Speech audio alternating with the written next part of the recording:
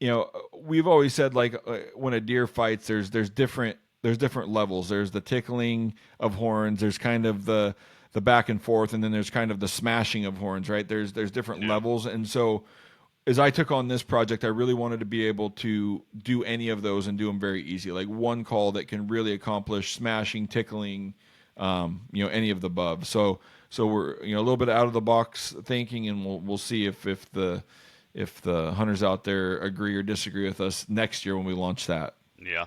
I still have from a couple of years ago. I bought Primos rattle bag with those plastic like rods in it or whatnot. Yeah, And then I saw a video where like, oh, they don't do the whole rattle, rattle, rattle, rattle thing annoying. It's clack, rack, and then stomp your feet a little bit if you're in a ground blind. yeah, Get that attention like, oh, they're fighting. yeah. I don't think I've had much success with those. Yeah, yeah, you know, I try to be a student when I'm in the tree, just out there listening, and it's like the first time you hear it, you're kind of like, what was that? And then you may listen for 5, 10 seconds and hear another one. So it's like those bucks engage, they may lock up, they may look at each other, they may disengage, they may smash again. And so, yeah, that really kind of melodic, start, stop, go for a little bit, stop, go is how we tend to rattle. And where I hunt in Kansas for whitetails, man, rattling just works amazing, especially when you got a lot of bucks around, or you've had bucks travel by, or maybe you can see them 100, 200 yards off. You can typically rattle them in during the rut. Pre-rut snort wheezing works really, really good for calling there. We've had really good luck with rattling, but like I say, it's more of that like intermittent go, quiet go, and just try to be as realistic as possible. And we've had really good luck there. Yeah. I think one of the reasons why I probably have had not as much success with the rattling is I'm on private land in urban hunting versus out in the wild, basically. So, Yeah, yeah, it could have a little difference there. Yep. yeah. So, normally that's where I try to get the buck at is on the private land, so that way I don't have to drag it out 15 miles.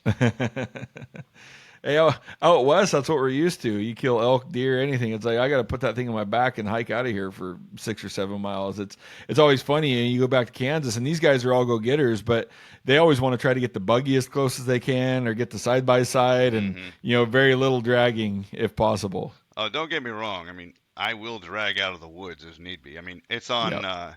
I got about 10 acres of land, 8 to 10 acres of land to play with, and where I'm hunting at is in a.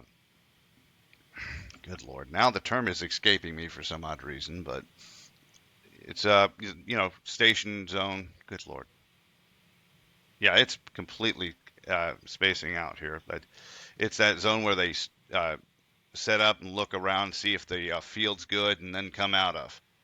And so it's popped right about that area.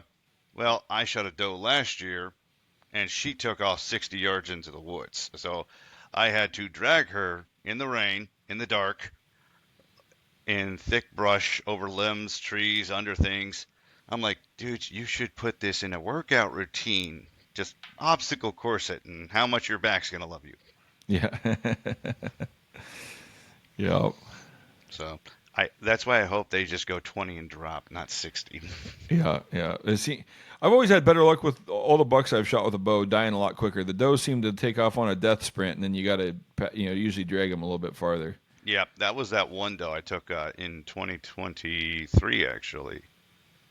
Because yeah, I only took one doe last year, but yeah, in 2023 is when I shot the doe that did the three strikes and you're out rule, and she hammered it across the field 70 yards again, and then crashed.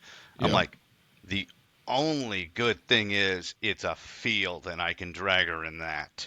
yeah, yeah, yeah. Easy dragging. Yeah, and I just attached her to my backpack with some paracord and then just walked. I need to get some walking sticks for that instead of like, oh, forward, forward. Get some extra hand movements in there.